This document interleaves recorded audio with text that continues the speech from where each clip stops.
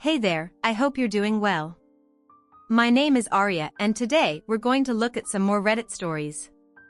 If you enjoy Reddit stories, consider liking, subscribing, and maybe hitting that notification bell too. Let's get started with today's first story. Much love, everyone. Today's first story comes from my sister's husband impregnated my wife. I exposed them all. When I left my hometown, I had no idea what kind of future awaited me. It felt like walking into a thick fog, uncertain of my direction, but sure that I needed to keep moving forward. I thought I was leaving behind a life of comfort only to realize it was built on lies and deceit with no clear plan. I wandered aimlessly until I came across a small town that seemed as lost as I was. The quiet, the simplicity, and the chance to start over strangely appealed to me in those early days. I craved a new beginning. More than anything, I didn't have much to my name, but that didn't matter. I had to distance myself from the past, so I grabbed an opportunity. Most people overlooked a rundown gas station. It wasn't much, but it offered a blank slate to rebuild my life. I knew that here, far from everything familiar, I could finally find some peace. The first thing I did was build a spacious retail store at the front of the property facing the fuel pumps, intending to meet the town's needs after the local grocery store closed at 7 p.m. I modified the pumps for self-service to do this. I relocated the storage tanks, making the pumps visible from the store and freeing up ample parking space in our large lot from 7 p.m. until midnight. Those became our busiest hours. The convenience store operated 2/47, while the garage in the back opened from 8 a.m. to 5 p.m. on weekdays. I often came in on Saturdays for special projects. The bar wasn't thrilled when the store began carrying basic booze. It was like most small-town businesses. You wouldn't get rich quick, but it provided a good living and added much-needed jobs to the community. Each year we managed to save more than most with little employment outside of farming. Most young people left town as soon as they could, after some restructuring of the store's merchandising. Thanks to a woman I hired, the business became successful quickly. It repaid the investment I had made as a shareholder's loan, and we doubled the staff because of how busy it got on Friday and Saturday nights. We sold a lot of junk food to people, leaving the bar trying to sober up before heading home. Sundays were popular for selling cold beer at reasonable prices. I was sipping a double shot of Jack Daniels with a glass of iced water and a lemon slice on the side. Having just finished replacing a steering column in an old truck. It was a family heirloom. His pride and joy. It took me 8 months to find the part and I had to hand fabricate some attachments. His family had driven that truck since the 40s and he wasn't about to let it go if he had his way. I thought he'd be buried in it. Between 4 and 7 was the best time to be here in the bar. Most of the regulars would be having supper soon. The place would fill up with the music crowd when the band started. The farm hands brought the farmer's daughter for fun and after-work entertainment in the 6 3/4 years I had been here. I built a solid reputation and made many friends. Most locals watched out for each other and would tip each other off if something unusual happened. I came to the bar once a week, always on Saturdays. At the same time, for my one and only drink before heading home, it was my downtime, a moment to gather my thoughts in peace. Then I saw them walk in. I wished I hadn't. They ruined the end of a perfect day. I could still recognize them anywhere, anytime, and I wished I hadn't. The woman was my ex's twin sister and the young man with her. I once called him my son. It brought back memories. I'd rather forget. It reminded me how you can't see evil when you're living with it. Since I last saw him, he had grown. His appearance had changed a lot. He was starting to look more like his biological father. It proved to me that eventually the truth comes out, but why were they looking for me now? They went straight to the bartender and spoke with him for a few minutes. I watched her pull out a picture from her purse and show it to him. The bartender said a few words and I watched them turn and walk out the door. I was thankful for my long unkempt hair, full beard and mustache, which gave me a completely different look, especially since I had lost the extra weight. No one noticed the text I sent out. They're back be home when I can about half an hour later. The bartender came over and sat down. What did they want, Tom? I asked. They're trying to get a message to you. They heard a rumor. You were living here and wanted to check it out. Tom replied, they said someone named Willa is dying of cancer and doesn't have much time left there. Looking for you because she wants to make peace. I asked to see a picture of you pretending. I didn't recognize your name. Who are they and what do they want? I lit a pal, all red 100. After ripping off the filter, the woman is my ex-wife's twin sister. The young man is my ex's son, whom she passed off as mine for years. Based on your read of people, what do you think? I asked. Are they telling the truth this time? Judging by their body language, he said they seem to be trying to be honest, but they're definitely hiding something big. I nodded. My ex-wife and her sister had always been masters of deception, showing you one face while stabbing you in the back. He got up and returned to his spot behind the bar. My thoughts drifted back to nearly 7 years ago. When I left that day, I told them I wouldn't be back for 7 years. They laughed at me like I was some kind of fool, and to them I guess I was. They learned the hard way that day it was the last time they saw or heard from me directly. They didn't believe I was serious or that hurt. They thought I was just angry over some prank they had pulled. Little did they know that a few weeks earlier I had found out our youngest was actually my brother-in-law's son. That revelation set me on a path of discovery leading to where I am now. At that time they had no idea that a family member had given me proof saying she'd seen me get betrayed by Willa and Tammy, the evil twins, as she called them one too many times to her. They were black witches practicing pure evil. Earlier that week we found a newly acquired insurance policy on me with double indemnity for accidental end of life. If I died by accident, the payout would be $4 million. The Grand Dam warned me to run for my life when I walked out to my work truck that day. They had no clue. It was already packed with everything I wanted from our 16-year marriage. If you're excited about this story, let us know. If you enjoyed the video, press A. If not, press B. Your feedback really inspires me to gather more uplifting and meaningful stories. I drove down the driveway, turned right onto the county road, and never looked back by the time I stopped driving. I was 2 states away, I'll admit. I was partly to blame. I knocked Willa up when she was 16 and I was 18, just finishing high school. My family convinced me to do the right thing, so we got married that summer. Soon after 2 more kids came along, they were still laughing about what they had done to me. Willa told our daughters, "Your dad will be back once he cools down. He really needs to get a sense of humor." A couple of hours later my wife saw a sheriff's department vehicle pull up to the front of the house. She went to the door to greet him. "Are you Mrs. Willa Ryan?" He asked. "Yes," she replied. "Ma'am, you've just been served," he said with what she asked, laughing, thinking it was some joke. When she opened the legal envelope, they all learned the hard way just how much I knew. I heard through the Grand Dame that my wife was devastated to find out I had ended our marriage without a second thought. My lawyer and I had listed all our assets and debts. The DNA report showed it all. The affair had lasted for a year.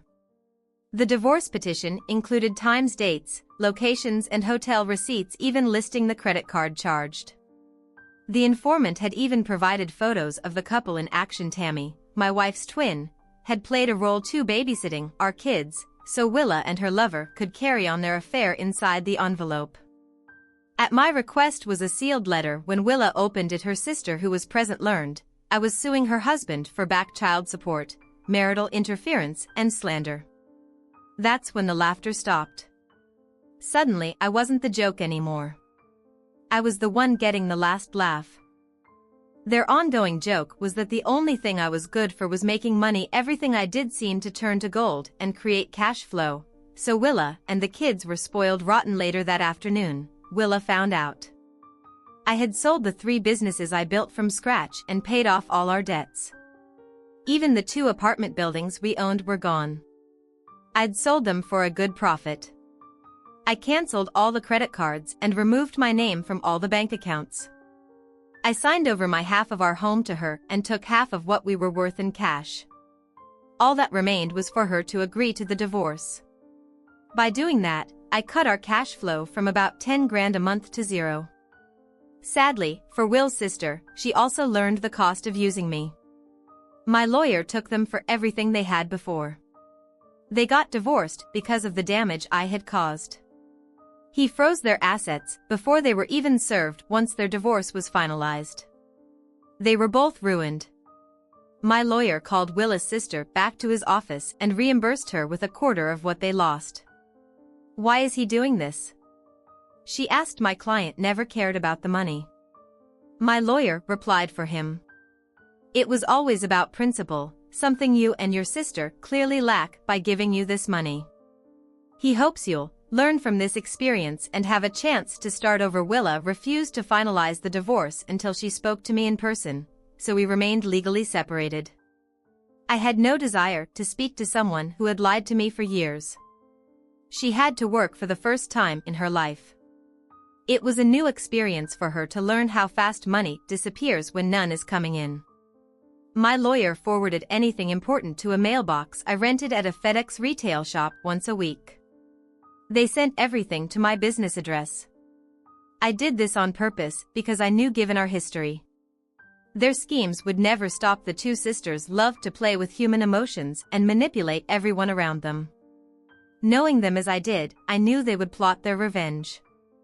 It wasn't a question of if, but when. In their family, walking away was not an option. It would drive them crazy if they couldn't find me. The longer it took, the worse their payback would be. Until now. I thought I had outsmarted them, but with Tammy showing up, I knew their game wasn't over. I finished my drink and headed home through the back door, just in case they were watching the front. I crossed the empty lot behind the bar, circled around the block, and used the back alleys to reach my pickup truck. As I was unlocking the door, a man stepped forward. You're a hard man to find, Mr. Arthur. He said. Seth Ryan, I presume, I replied.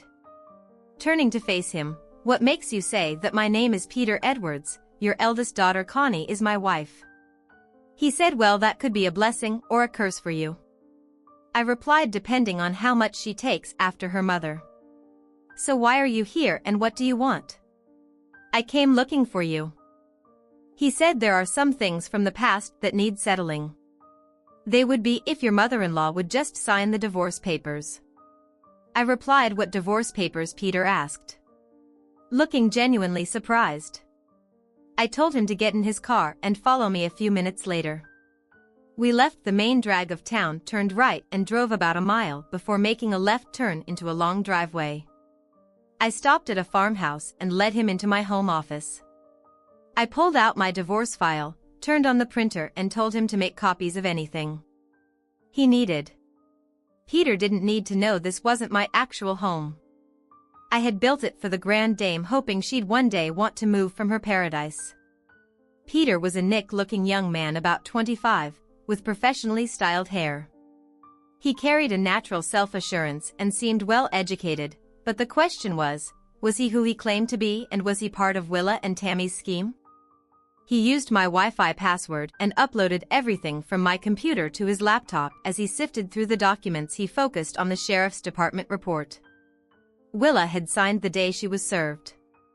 The only thing he printed was the letter from Willa's lawyer to mine, which contradicted something he had believed. He showed no signs of knowing the truth he was uncovering. Do you think Connie knows? He asked. That's a question you'll have to answer for yourself, I replied. But I have a question for you. Is Willa really dying of cancer?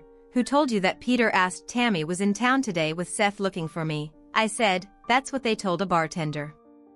I know she's fine and living common law with her former Lord Lair. Peter replied. She's currently pregnant with his second child.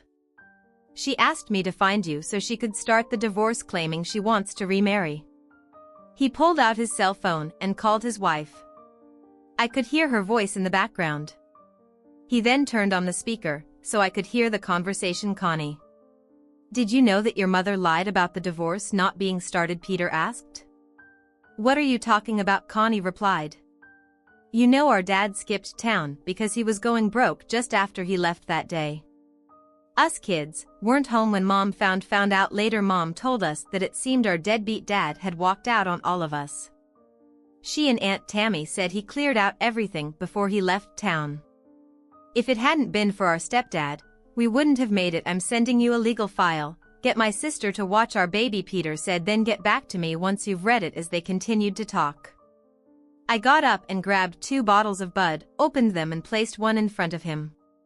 Why didn't you tell my daughter you found me? I asked. Connie and I have been married for almost 2 years. She gave birth to our son 3 months ago. For now, I'm not telling anyone. I found you, Peter replied. As far as anyone in the family knows, I'm working long hours investigating a case.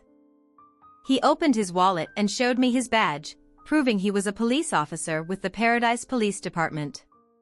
I opened my laptop, navigated to my hometown's website and clicked on the police department's page.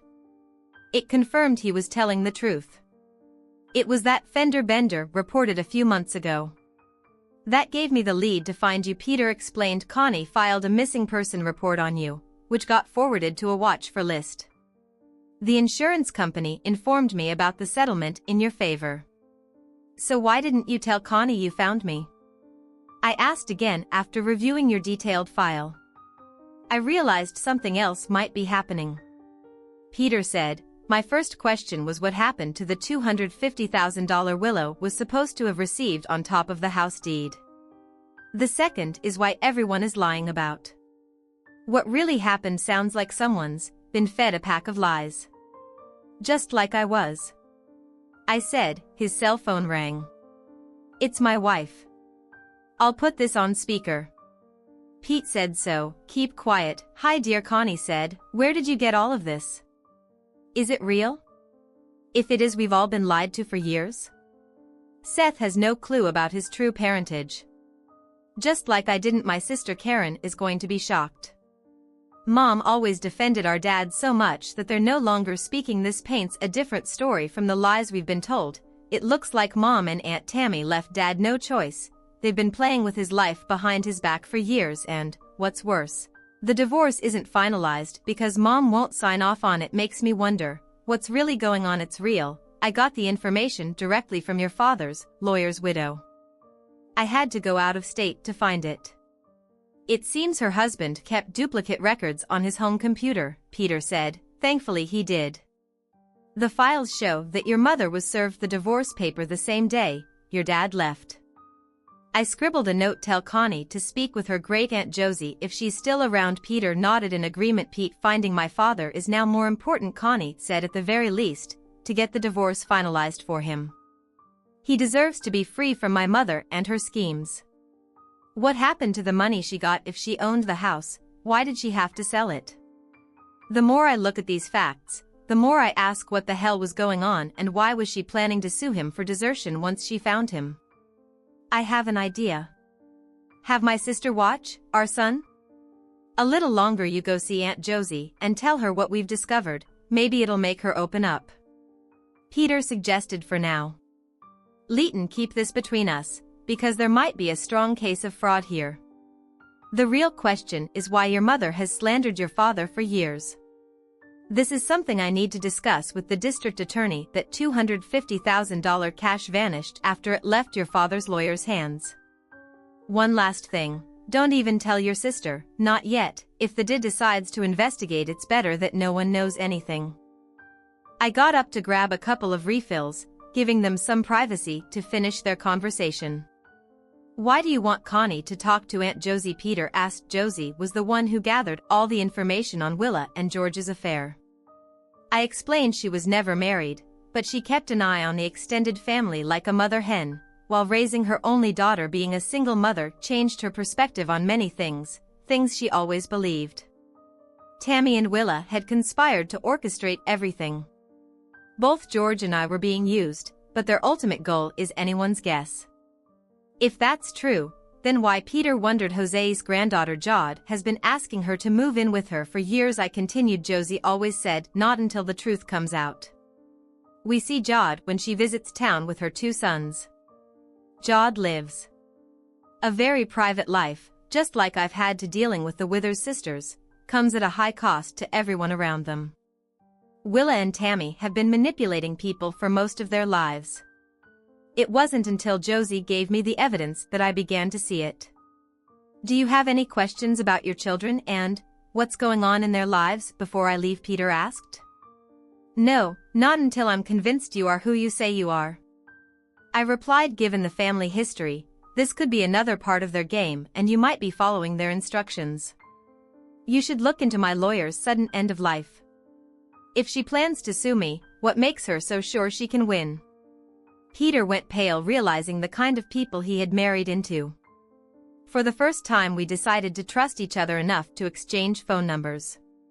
He promised to keep me informed if he learned anything new. I stood up, walked him to the door, and shook his hand. As we said goodbye once he left, I cleaned up and locked the place down. I took the long way home, making sure I wasn't followed, giving me time to think things over. My life had improved greatly since leaving the past behind.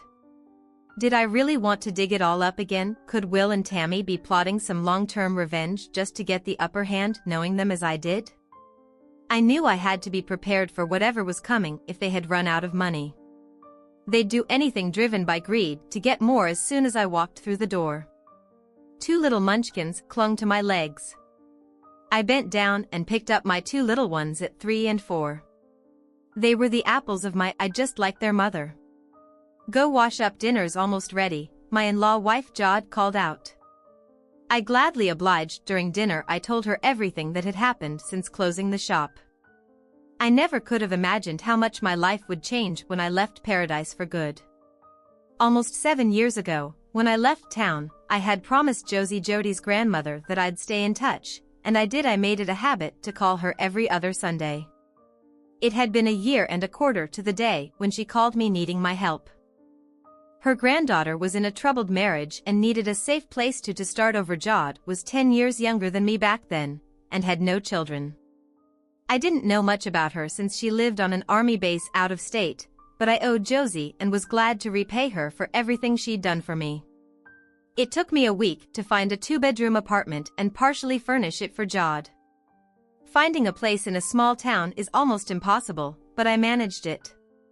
Thanks to a friend of a friend. On the night I went to pick Jod up, she quit her job, emptied her bank accounts, and packed her belongings. Her husband was going to be served as soon as he returned from his latest military assignment. A 2-intensive training exercise simulating real battle conditions.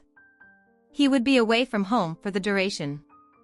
It was around 8:08 in the evening when I arrived at her address with the U-Haul truck I'd rented for the one-way trip I had flown in discreetly without anyone knowing. With the help of a few of her neighbors and friends, we loaded what she wanted into the back of the truck. I was in and out of her town in under 4 hours. When people asked where I was from, I refused to answer, simply saying for now it's best that no one knows Jody, and I began to get acquainted during the drive back. It was the middle of the night when her grandmother called. I smiled when Jod answered, "Yes, Grandma." He picked me up. You could have warned me that he looked like a wild bushman who might clean up nicely if he put in the effort. The next day, Josie contacted Jody's lawyer, arranging for all legal documents and communications to be sent to my FedEx mailbox. Jod had warned us that her soon-to-be ex-husband would likely California cause trouble. I took proactive steps to protect her in time. We would both realize I was right to be cautious once Jod settled and she took over managing my convenience store within weeks. She showed me that it truly needed a proper manager. It turned out to be one of the best decisions I ever made. She had a natural talent for it. The changes she implemented with my approval significantly improved the store's success. She put customer needs first, and her warm personality attracted new business. She worked closely with each staff member, assigning responsibilities and setting up codes of conduct. This turned the operation into a smooth-running business. With no staff issues, Josie had to file a restraining order against Jody's ex due to his ongoing verbal threats. His actions after Jod left led to his dishonorable discharge, forcing him to move back to my old hometown. Thinking That's where his former wife would be. Being new in a small town made Jod the center of attention and to fend off unwanted advances from single men. She kept wearing her D-ring. It provided her with some protection and gave her time to adjust to her new life within a few weeks. Jod was handling all the banking and catching up on the bookkeeping. She was accepted by everyone because I had introduced her to the community. Jod was beautiful in every way, but it was her honesty and personality that stood out to me. She quickly sized people up with her long straight black hair pinned back. She had a warmth that made her perfect for cold winter nights. I thought she would be a keeper for whoever she eventually fell in love with. When people asked who the lucky man was, she'd reply, "I'm sure you can figure that out for yourself." That simple answer sparked rumors. Soon, everyone believed we had met online, and she became known as Art's future mail-order bride. On Saturday, since I worked alone, she started bringing me a lunchbox. I'm the type to get so engrossed in work that I forget to eat, and, as a result, I had lost a lot of weight. During this time our relationship began to grow. Within weeks people assumed we were a couple. If one of us was invited somewhere, they automatically assumed the other would be coming along. Neither of us had been looking for a relationship, but we naturally fell into one. Josie kept us updated on things back home and we found it amusing. When we heard Jody's ex was in a friends with benefits situation with Tammy the day Jod finalized her divorce was the day we took our relationship to the next level. We spent the night celebrating at the local watering hole with friends while dancing a slow dance of Under the Dimmed Lights. We shared our first kiss 6 months later. We moved in together, while the kids were bathing and getting ready for bed. I placed the small bathroom wastebasket in the sink and shaved my beard and mustache down to stubble. My children watched in awe. I took the bowl and brush Jod had bought me for Christmas, lathered up my face and then did the same to them. Much to their delight, Jod walked in just as I began to shave, her blue eyes sparkling in surprise. Our 2 little boys FAC were lathered up too. All 3 of them watched as I finished. "What I'd started looks like Daddy's going to look like you with a clean face," Jody teased. "Should I cut his hair too?" the kids shouted. Yes, I laughed and said I could get the barber to do it on Monday. "No, I'm going to do it myself before you change your mind," Jod declared after drying and dressing the kids for bed. They sat at the kitchen table watching their mom cut my hair. By the time she was done, I looked human again. There was more hair on the floor than what remained on my head. I barely recognized myself in the mirror, I told Jod. She had done a splendid job and headed to the shower to wash off the stray hairs, while she cleaned up as I showered. Her grandmother, called my daughter Connie, had just left. Jod got the impression that Josie was preparing for a fight when it came to her sister's family. Josie seemed ready to take them down. Connie left her great-aunt's place with the knowledge that each of my 3 children was supposed to receive an annuity of $600 a month in lieu of child support, which I had set up through Mutual Life. None of them had ever received a cent. It turned into a wild night. If I had known shaving and cutting my hair would turn Jod on the way it did, I would have done it much sooner. For the next week I had to endure jokes from everyone who knew us like, "Who are you and what did you do?" People asked Jod if she had to blackmail me to make me join the normal side of society. Jod, ever the jokester, replied, "I promised to force him to take a bath at least 3 times a week." Most people caught the humor, some didn't. It was interesting to learn how things were going back in paradise, when people believed they were above it all. The bird of paradise informed me that I was going to be sued for abandonment, desertion, and back child support in civil court. Jod, and I found this hilarious. They thought that if they got a judgment, they could hire a collection service to track me down. When the mail store delivered the news, he thought it was a joke. His boss and the district attorney had even hired a lawyer to represent me. He explained they were using my situation to buy time and gather more evidence. Peter estimated that Willa and Tammy had stolen over $48,000 from each of my children. They were now re-examining my former lawyer's sudden end of life. With a fresh perspective, Jody's ex-husband had become a person of interest in the case, reviewing the cold case, as I had suggested. The accidental end of life was now an open criminal investigation. If their findings were accurate, Willa and Tammy could face 7 to 10 years in state prison, and Willa's ex-lawyer, now her common-law husband, could be disbarred, since he was the one filing the suit. They had to let the scam play out for charges to be filed. The lawyer hired for me would be paid by them. They wanted to gather all the records. I had to come forward at the end to give them time to build a stronger case against them. I looked in the mirror, half-jokingly, checking for the word sucker branded on my forehead. For a couple of weeks, we enjoyed peace and quiet. Then Josie called us on Sunday night with some news. The paperwork was set to be filed on Monday. She emailed me everything she collected over the past 7 years. She had gathered a mountain of notarized statements, video-recorded personal conversations about what had been going on, and the names of 3 or 4 lawyers she recommended for a countersuit. What stuck out like a sore thumb was a $2 million accidental insurance policy on me. Neither of us had known it was still active. That explained where some of the money had gone. Jod learned that it had been taken out 6 months before I left. Jody and I spent half the night reviewing and forwarding all the information to the district attorney. We both now believed this whole thing was a setup to lure me back and take me out. The next morning, Jod called all the lawyers Yossi had suggested and chose one. We emailed everything we had to them, along with a large retainer fee. As soon as Will's team filed their writ, I would follow up with mine and have them served before they could reach me. Friday morning, Jod called me. Josie is on her way here and bringing guests. She said they left Paradise on Thursday night, stayed at a hotel, and will arrive sometime tonight. They left under cover of darkness, in case they were being watched.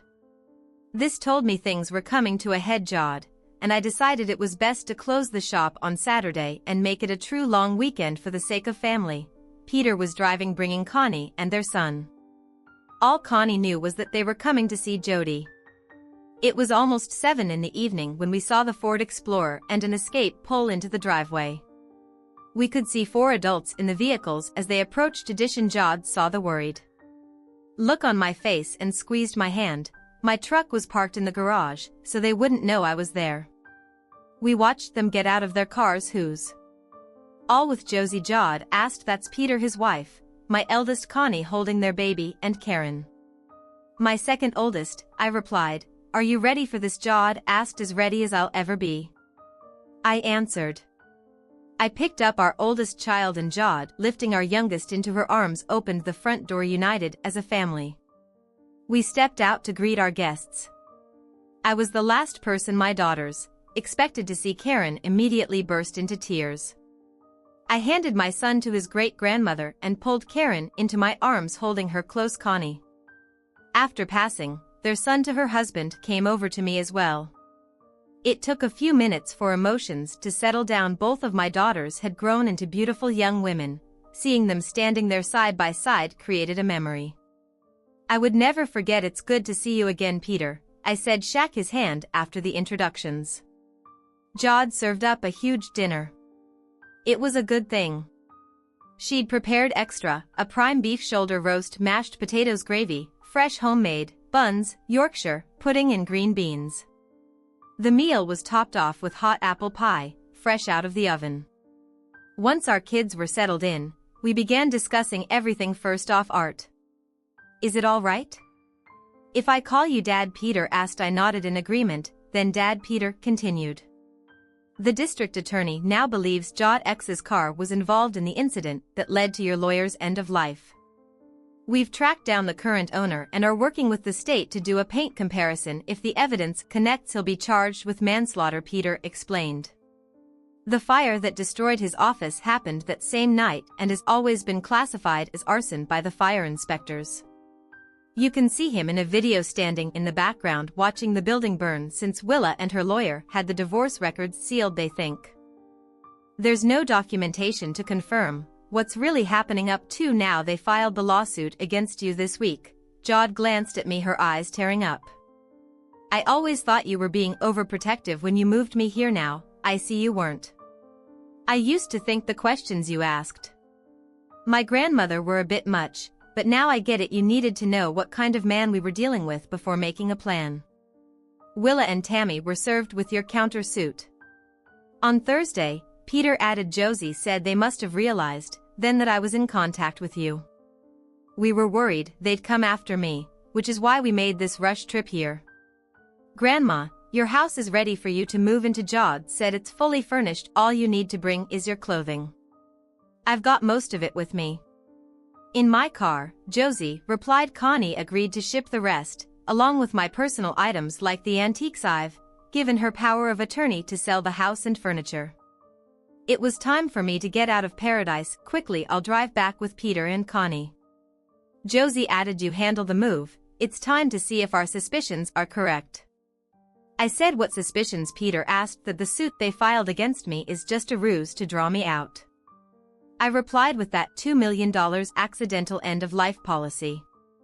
On me, it's pretty clear that my lawyer's end-of-life was a test run for what they'd planned for me. Peter, Connie, Karen and Josie all went pale. It was like they were seeing the truth. For the first time, none of them had pieced together the whole plan. Until now, oh my God, they were planning to eliminate you, Dad, Connie said, and you knew it before you left. That's why you left the way you did. I gave a slight smile. I had a good idea back then, but even my lawyer didn't believe me. Unfortunately, he found out the hard way that I was right. Peter excused himself to make some important phone calls, giving my daughters, Jod and me, a chance to catch up. Jod pulled out pictures of how I looked when we first met. Both of my daughters admitted that they wouldn't have recognized me when Peter returned. The room went quiet. Willa is going to be taken into custody the day after the holiday. We can hold her for 48 hours before pressing charges. Peter explained she'll be charged with 3 counts of grand theft for stealing the annuity from her children. We'll slow things down to delay her bail hearing for a few days. He continued, Dad, if you can fly in on Wednesday and rent a U-Haul to drive into town, stop at a few of your old haunts to make yourself seen. If anyone asks what you're doing, say, you're here to pack up Josie's belongings. Peter suggested that way. Willow will have to communicate through the city jail. The Diz said, your theory makes perfect sense until you mentioned it. We couldn't connect the dots. When you arrive at Josie's house, we'll provide police protection until everything plays out. So you're saying that my children's father is the bait you need to lure my cousins out?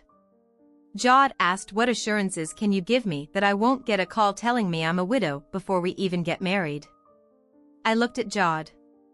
She saw the look on my face and sighed, damn, you're going to do this, no matter what I think. That's one thing about Jody, she knew me better than I knew myself. Jod, Art has always been this way. Josie said, that's why I called him to help you when you'd had enough of your ex's nonsense. Art would never ask anyone to do something he wouldn't do himself. He wants all of us free of those witches for good. If this is what it takes, then to him, it's worth it. Graham. I'm just scared that Art is going back into the lion's den, Jod said, with a slight smile. Josie responded, if Art were a boxer, he'd be a world champion.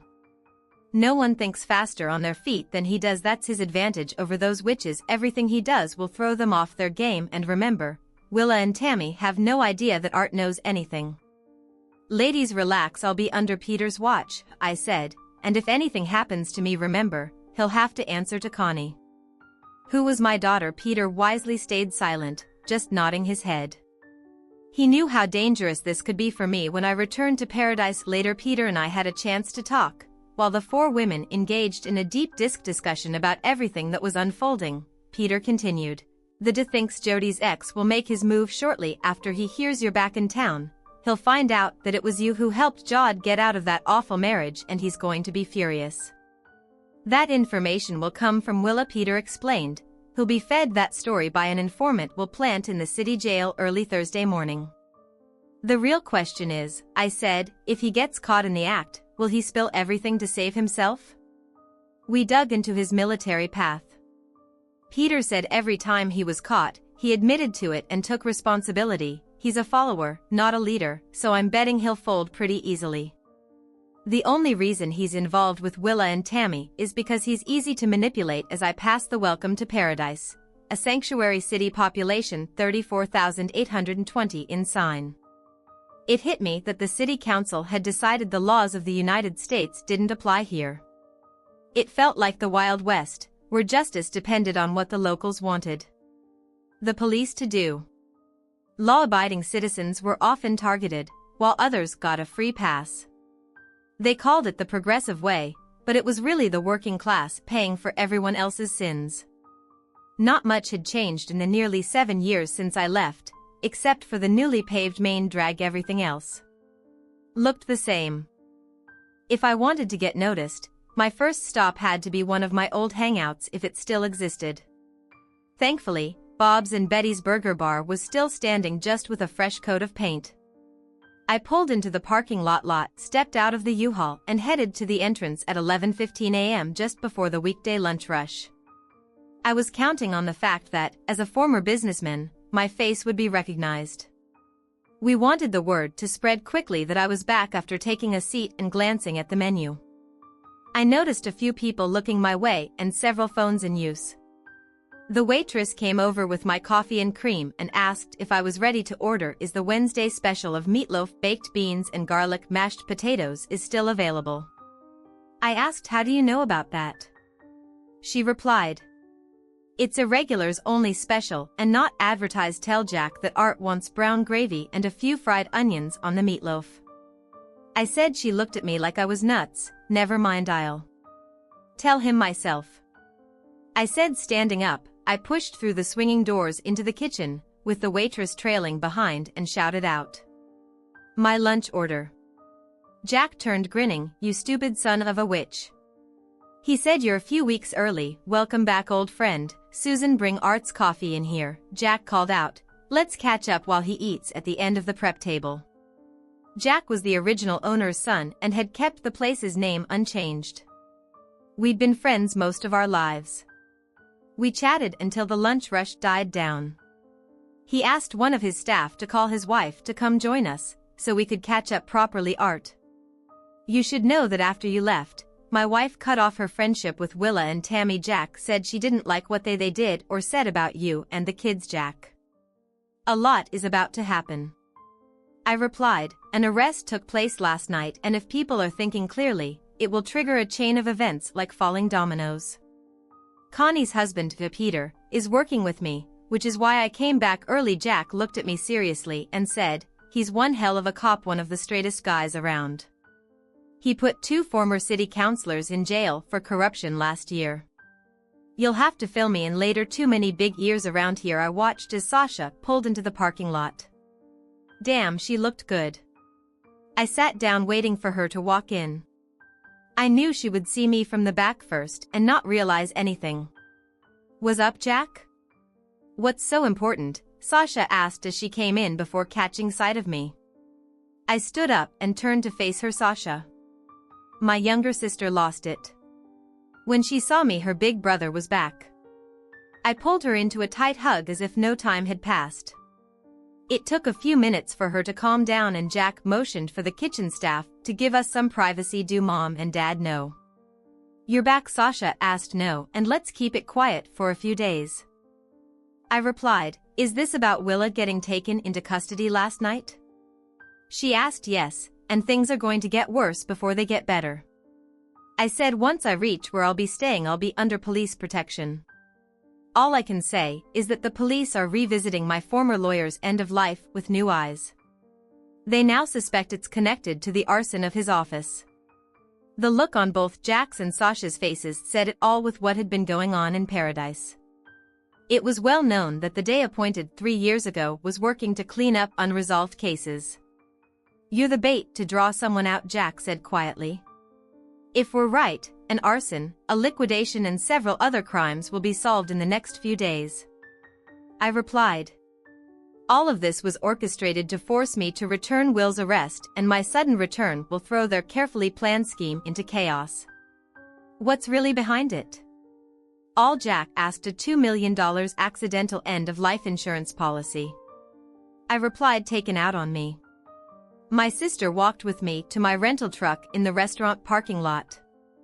We were chatting when we noticed Tammy pulling in. "Where are you staying?" my sister whispered. "At the Grand Dame's place."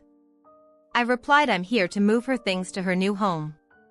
She wanted to get out of Dodge before everything goes down. "Josie left town?" Sasha asked, surprised. "She wants to be closer to her granddaughter and our 2 sons." I said with a smile. Jay and I have been together for over 5 years. We have 2 boys who just turned 3 and 4. My sister was stunned. "You and Jod?" "How Josie and I stayed in touch all this time." I explained when Jod needed help getting out of her bad marriage. Her grandmother called me.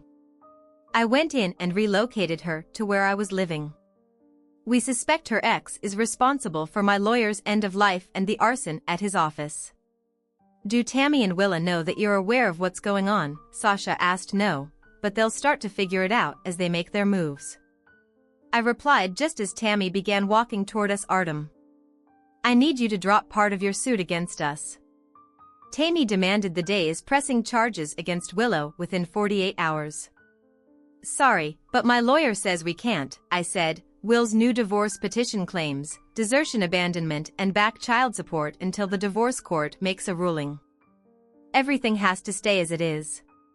You can't be serious.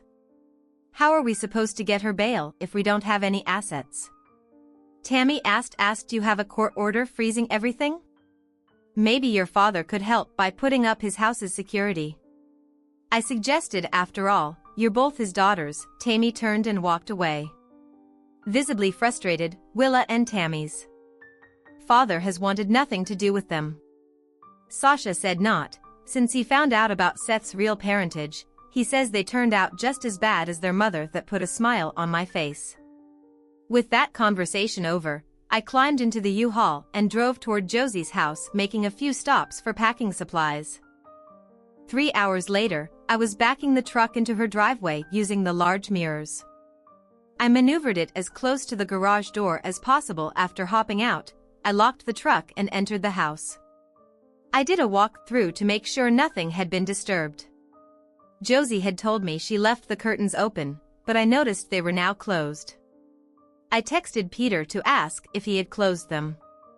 He replied confirming that officers inside the house might have done it with that information. I unlocked the front door and went inside. "Mr. Raisin," an officer greeted me, handing over his cell phone. "Peter Edwards wants to talk to you." "Hi, Peter," I said, taking the phone. "It looks like the right people know now." Peter replied, "Tammy approached you at the burger joint earlier asking you to lift the freeze on Willa's assets and you refused." I did. I confirmed we caught Willa and Tammy on tape, discussing moving up their plans. Jody's ex Brad Press came up a lot in their conversation. Peter explained Will told Tammy to let him know you know where Jod is. That alone should motivate him to do what we need. It looks like our thinking was right. Peter continued. An hour after that conversation, Brad showed up. Willa told him where you were staying. Our informant, who got arrested today, told her you'd come back to help move Josie. When Brad asked where Willa said it was to Jody's place. Minutes later, I opened the garage bay doors and began unloading cardboard boxes from the truck, setting up to pack the house. Around 6:30 p.m., a pizza delivery arrived from Papa John's. I answered the door when the delivery driver knocked. "Are you moving?" he asked. "No," I replied. "Just came back to help a friend." Brad made his move around 11 that night using a tire iron. He smashed the lock on the front door and slipped inside, seeing the kitchen light on. He headed there drawing a 9mm weapon from under his shirt. He found me sitting at the table, sipping a cup of coffee. "Hello, Art," Brad sneered, a cold look in his eyes. "Willa and Tammy send their greetings. I'm here to find out where Jod is so I can go visit her." "Sorry, that's something I'll never tell the man who eliminated my lawyer," I replied calmly, meeting his gaze. "Or the one who torched his office. But before you eliminate me, and we both know you're planning to, how much did they promise you from the insurance settlement?" "What makes you think I did that?" he asked, taking the bait. "Because you seem like the kind of guy they could easily manipulate into doing their dirty work." I said evenly. So how much of the $4 million accidental end-of life policy on me did they promise you? $4 million, Brad stammered, his face going pale. They told me it was only $750,000. I chuckled. Did you know that Seth is actually Tammy's first husband's son? His face turned even whiter. You see, both George and I were manipulated and used by the twins for years. I continued. While working on my divorce, my lawyers sued George and Tammy for everything they had. Brad's jaw tightened. That's how I knew Will's lawsuit against me for desertion and back child support was a scam. I said the divorce was already settled. It just needed her signature to be finalized. She needed to lure me back, and that's when I pieced it all together. You're just their latest pawn, so think, what are they planning for you? My divorce only delayed their scheme to eliminate me by taking out my lawyer. You brought their original plan back into play. You have the power to put them away for years. I continued, knowing them as we do. What does your gut tell you? It's hard to watch someone realize that as soon as they're no longer useful, they'll be discarded either way. I'm screwed, Brad muttered, making your lawyer crash into a tree at 70 mph is manslaughter. Eliminating you would mean life. Manslaughter could get you 5 to 10. I replied, but liquidation is a life sentence. If I'm dead, they'll claim you acted out of rage because of Jod and had no idea what you were going to do. They set you up as the guy because most accidental end-of-life policies don't cover liquidation. If you were in my shoes, what would you do? Brad hesitated, then asked quietly. What would you do? Take the lesser sentence, I said. Turn state's evidence and hope. Your cooperation counts for something. That way you get back at the ones who are probably planning to take you out with an overdose. I paused. After all, they must know it was your pill. Use that got you, dishonorably discharged. Brad slowly placed the weapon on the table. Call the cops, he said. Brad, turn around. I told him they're already behind you. Connie watched her husband talking on the phone, wondering what was happening. Peter had told her that her father was at Josie's house. The late-night call had woken them both. While Peter talked, Connie put the kettle on for some hot chocolate. Peter was smiling when he hung up. Your father surprised us all tonight. He said Brad broke in to eliminate him and wanted information about Jod. Your dad talked him down and got him to confess to everything. The undercover officers recorded it all on video. Connie was stunned. How did my dad manage that? He told Brad some key facts like the truth about Seth's parentage, Peter explained. I think your father convincing Brad that the insurance wouldn't pay out for liquidation was the turning point. Even I'm not sure if that's true, but it planted enough doubt for Brad to choose a lesser crime over life without parole. And Josie always said my dad thinks fast on his feet. But I never expected this, Connie replied. What does this mean for my mom and my sister? If Brad agrees to testify in court against them, both Willa and Tammy will be charged with arson, manslaughter, and attempted liquidation of your father. Peter said. Connie picked up her phone and called Jod to fill her in. They made plans quickly. Josie would watch the kids for a couple of days, while Jod flew and Connie would pick her up from the airport once she got a text with the arrival time. After ending the call, she reached out to her sister to explain the situation. By this time, Peter was dressed and headed to the station to get a signed statement from Brad before the night ended. After he left, Connie realized she was too excited to sleep. It was after 8 in the morning when I finally woke up. The first thing I did was call Jack to fix the front door. He said he knew someone, and within half an hour they arrived. The front door was replaced, new trim added, and a new lock installed. Just as the repairman was finishing up, Connie pulled in with Jod. Jod jumped out of the car and ran toward me, tears streaming down her face. I realized then how much stress I had put her through over the past few days. Brad was taken into custody. Last night, I told her he surrendered to the officers here. I was never really in danger. If that's true, why didn't you call me? Jod asked, her voice tight with emotion. Why did I have to hear it from Connie? It was nearly 2 in the morning when the police wrapped things up. I replied honestly. I planned to call you today. I pulled my wife into a tight embrace and said I promise I'll never put myself in that kind of danger again. Once the repairman finished, we locked up and brought Jody's luggage inside before heading to my brother-in-law's restaurant for breakfast. Karen met us there, along with Sasha and my parents. Jack's staff had to push 2 tables together to fit us all. Jod got a proper family welcome from everyone. Breakfast was more than generous. Jack was so excited about recent events that he served everything. My parents were overjoyed to learn that Jod and I had 2 sons named Carson and Hunter. After my grandfathers, they looked through every picture Jod had of our children on her phone. My daughters shared their story about bringing Josie out and finding me. We were still catching up when Peter arrived.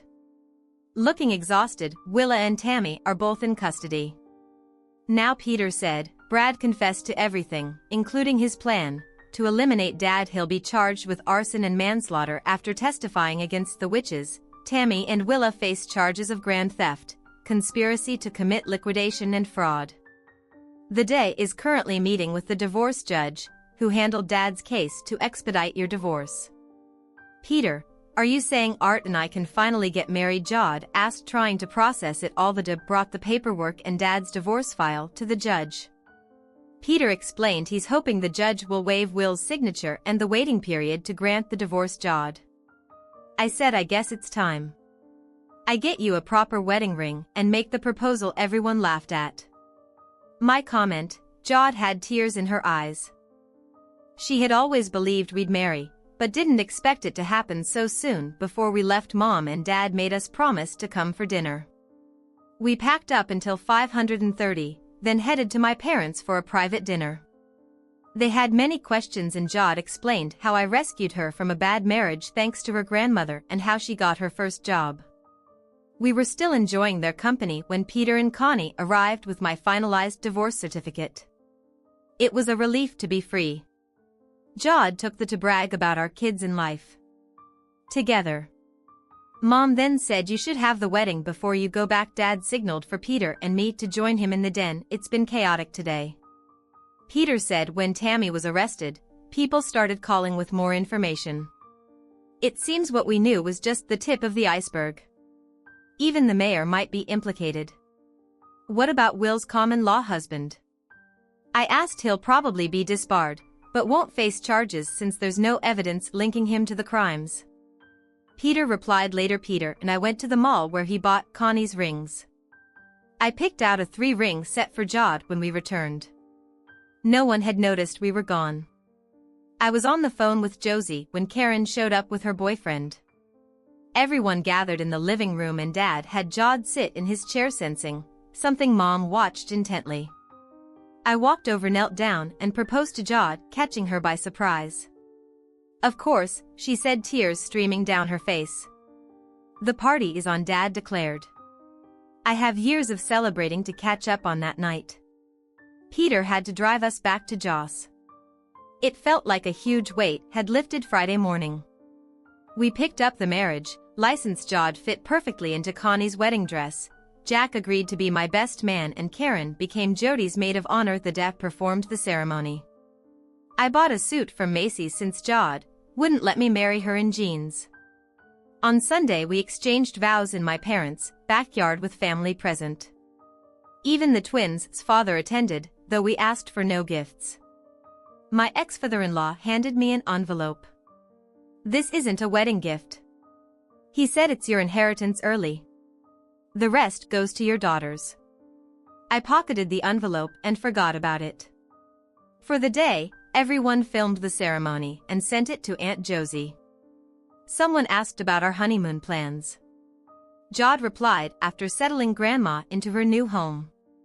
We're spending a week in Florida and a week in California at Disney with our kids' family, is what got us here. The next day I gave Jod the envelope. Inside was a bank draft for $100,000. With a note saying, thanks for helping Karma set things straight. She tucked it away without telling anyone else. After hugging our daughters and parents, we climbed into the U-Haul, finally free of the past. I'm going to turn this one over to you. What do you make of this situation? Share your thoughts in the comments below. And as always, a huge thank you from the bottom of my heart for getting involved in today's stories. Your love, support, and time mean the world to me. So, thank you so much for being part of this. I really appreciate your time. I'll see you in the next one. Take care and much love.